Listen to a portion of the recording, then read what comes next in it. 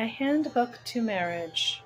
Pall Mall Gazette, 18 November 1885, by Oscar Wilde. In spite of its somewhat alarming title, this book may be highly recommended to everyone. As for the authorities the author quotes, they are almost numberless and range from Socrates down to Artemus Ward. He tells us of the wicked bachelor who spoke of marriage as a very harmless amusement, and advised a young friend of his to marry early and marry often; of Dr. Johnson, who proposed that marriage should be arranged by the Lord Chancellor, without the parties concerned having any choice in the matter; of the Sussex labourer who asked, "Why should I give a woman half my victuals for cooking the other half?" and of Lord Verulam, who thought that unmarried men did the best public work. And indeed, marriage is the one subject on which all women agree and all men disagree. Our author, however, is clearly of the same opinion as the Scotch lassie, who, on her father warning her what a solemn thing it was to get married, answered, "I ken that, father, but it's a great deal solemner to be single." He may be regarded as the champion of married life; indeed, he has a most interesting chapter on marriage-made men, and though he dissents, and we think rightly, from the view recently put forward by a lady or two on the women's rights platform, that Solomon owed all his wisdom to the number of his wives, still he appears to Bismarck, John Stuart Mill, Mohammed, and Lord Beaconsfield as instances of men whose success can be traced to the influence of the women they married. Archbishop Whately once defined woman as "a creature that does not reason, and pokes the fire from the top." But since his day the higher education of women has considerably altered their position. Women have always had an emotional sympathy with those they love.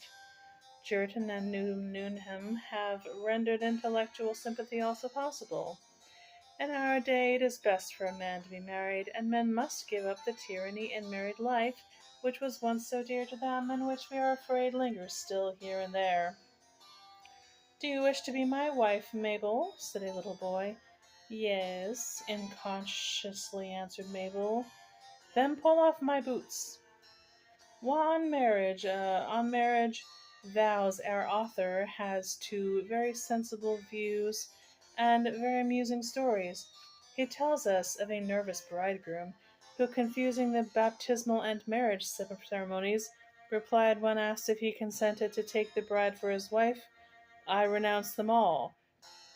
Of a Hampshire rustic who, when giving the ring, said solemnly to the bride, "With my body I thee wash up, and with all my hurdle goods I thee and thou."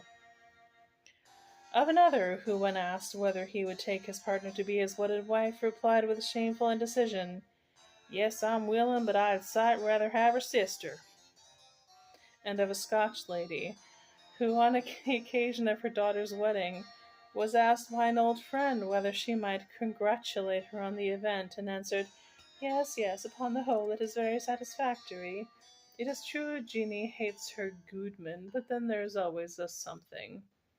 Indeed, the good stories contained in this book are quite endless, and make it very pleasant reading, while the good advice is on all points admirable.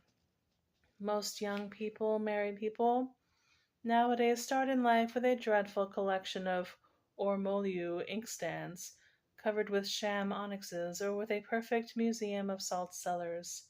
We strongly recommend this book as one of the best of wedding presents. It is a complete handbook to an earthly paradise, and its author may be regarded as the Murray of matrimony and the Baedeker of bliss. How to be Happy Though Married, being a Handbook to Marriage by a graduate in the University of Matrimony. E. J. Hardy, T. Fisher, Unwin.